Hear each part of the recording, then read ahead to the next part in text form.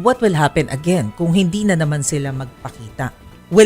How will it affect yung mismong proceedings? There will be no impact on the proceedings. We will proceed as we should, no? So, magkakaroon po ng presentation nung pong mga dokumento na kinakalap po from the subpoenas sa confidential funds, doon po sa video documentation on the threat against the president, at yung pong relating to unexplained wealth. Okay. Kung Terry, please correct me if I'm wrong ha. Tama ba yung hinihingi natin na dokumento, pinasabi ng dokumento for SALN ay mula 2007? Tama, 2007 to 2024. Okay.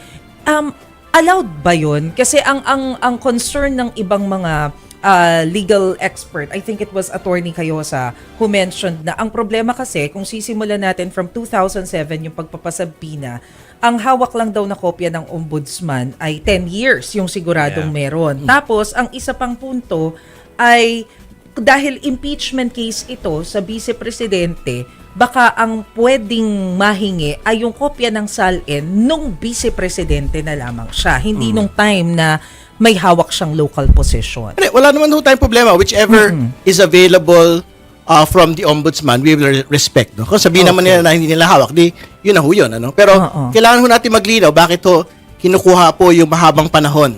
Kasi we wanted to establish a pattern of unexplained wealth and underreporting or overreporting po ng SALN.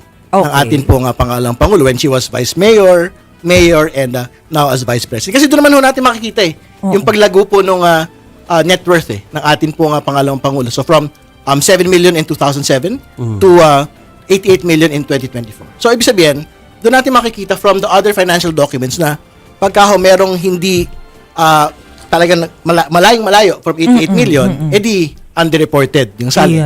Hindi ba? Yung mga ganun po. I see. Pero kung halimbawa, nawala na nga palang hawak na kopya yung ombudsman kasi na siya, lagpas siya ng 10 years May iba ba tayong options na pwedeng pagkunan nung kailangan natin na dokumento?